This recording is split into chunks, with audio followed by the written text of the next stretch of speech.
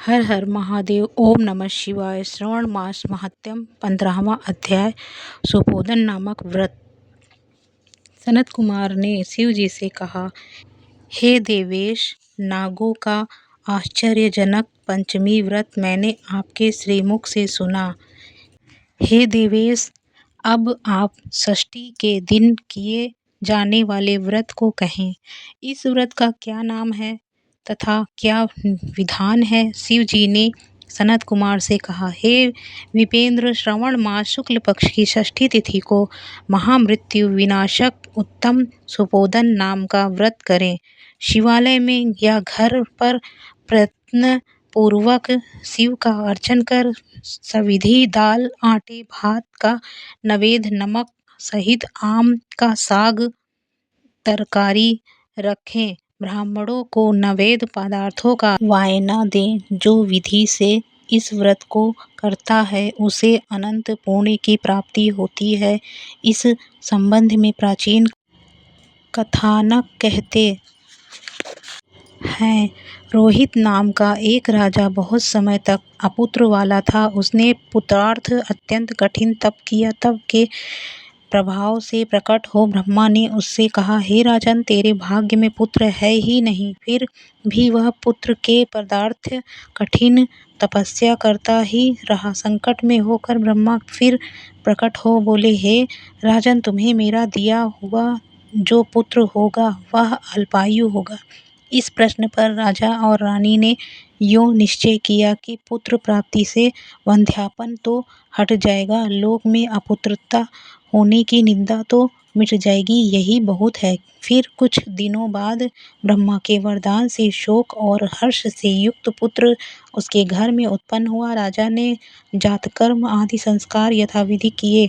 दक्षिणे नाम वाली रानी तथा राजा रोहित ने स्नेहवश उसका शिवदत्त यह नाम रखा। मन में डरते हुए भूमिपाल ने उस लड़के का उपनयन संस्कार किया। मृत्यु के भय से विवाह नहीं किया।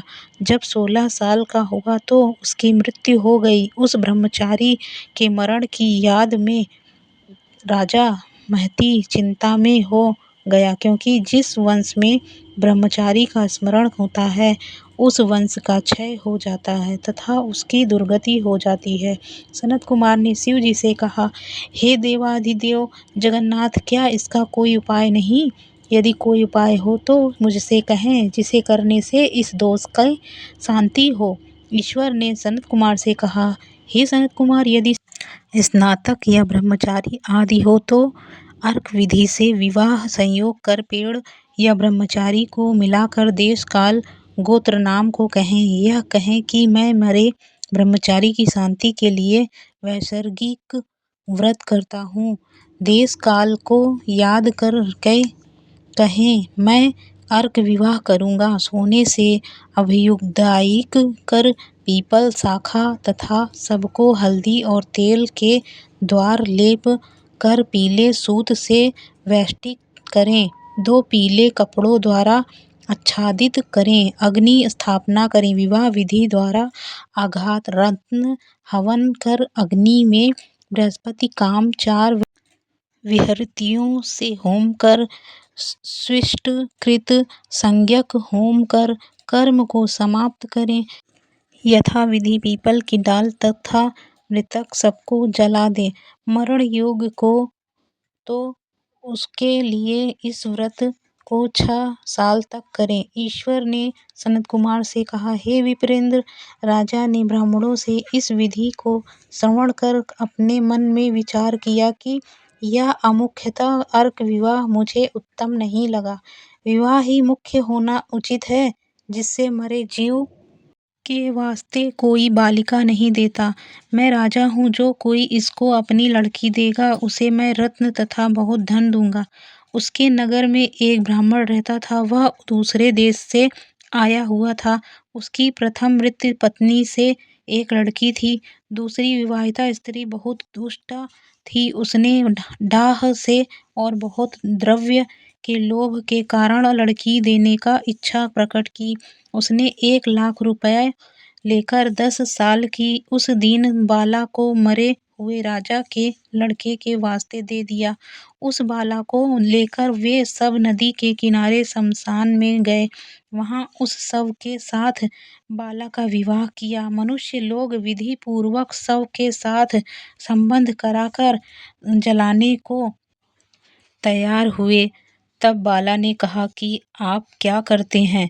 बाला की ऐसी वाणी को श्रवण कर वे सब दुखित हो बोले, यह तेरा स्वामी है, इसी की देह को जला रहे हैं। यूं सुन बाल स्वभाव से डरती हुई वह रोने लगी और कहने लगी, आप मेरे स्वामी को क्यों जलाते हैं। मैं जलाने नहीं दूंगी। सब लोग जाए, मैं अकेली यहाँ रहूंगी। यह जब उठेंगे तब इनके साथ ही जाऊंगी। बालिका की ऐसी हठ देखकर सब करुणा से अर्धचित्त हो चले गए। जो प्रबंधवादी वृद्ध लोग थे उन्होंने कहा, अहो अत्यंत कष्ट है, किसी का भावी कर्म नहीं जान सकते। दीन रक्षक दयालु भगवान क्या करेंगे। निराश्रय बाला यह कन्या सपल्य भाव द्वारा दूसरी सौतेली माता से बेची गई है। अतः कदाचित देव रक्षक हो तभी इस बालिका को तथा इस मरे हुए राजकुमार को हमें जलाना नहीं चाहिए। यदि आप सबको हमारी बात अच्छी लगती हो तो हम यहाँ से घर चलें। ऐसा विचार कर सब अपने अपने घर लौट गए। वह भय विह्वल हो अकेली बालिका शिव और पार्वती की याद करती हुई बाल स्वभाव से न जानती हुई कि यह क्या है, यूं कह विह्वल हुई। उसकी याद मात्र से करुणा परिपूर्ण सर्वज्ञ पार्वती और शंकर जल्दी वहां पर आए। तेज पूज्य वृषभ पर सवार हुए शंकर पार्वती को देखकर उसने प्रणाम किया, पर ये देवता हैं ऐसा उसको ज्ञान तथा उनके आ जाने से उसे बहुत आश्वासन हुआ तथा उनसे बोली, क्या मेरे स्वामी उठेंगे या नहीं। उसके बाल भाव तथा दया से अर्ध हो शंकर पार्वती ने कहा, हे बाले, तेरी माता ने सुपोधन नाम का व्रत किया था। तिल तथा जल लेकर उसके फल को संकल्प कर अपने स्वामी को दे दे तथा मरे हुए पति से कह कि जो मेरी माँ ने सुपोधन नामक व्रत किया था उसके प्रभाव से मेरा पति उठ जाए।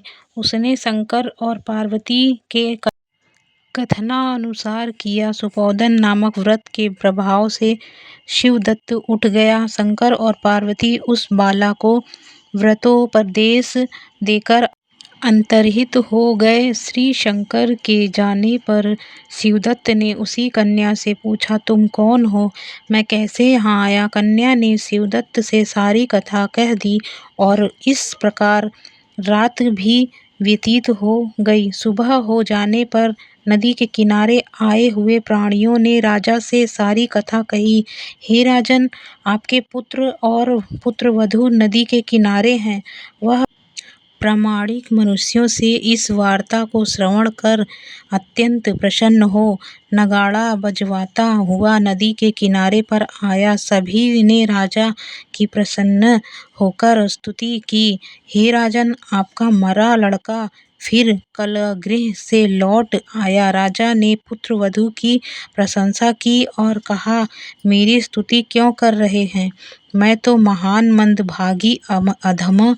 मेरी यह पुत्रवधू सुभागा धन्य है। इसके सजीव पुण्य से यह मेरा लड़का जी उठा है। यूं राजा ने पुत्रवधू की स्तुति की तथा उत्तम द्विजों का दान द्वारा अर्चन किया। मरे को गांव से बाहर कर जीवित हो जाने पर गांव में प्रवेश करने के निमित्त ब्राह्मणों के कहे विधान से शांति की। हे वत्स, मैंने तुमसे सुपोधन नामक व्रत को कहा। इसे 5 साल करने के बाद साधक इस व्रत को उद्यापन कर शंकर पार्वती का रोज अर्चन कर चरु तथा आम के पत्ते से सुबह होम करें। पूर्व विधान से व्रत में नवेद तथा वायना दें। इस तरह व्रत करने मात्र से प्राणी चिरायु पुत्र प्राप्त कर अंत में शिवपुर को जाता है। हर हर महादेव, ओम नमः शिवाय।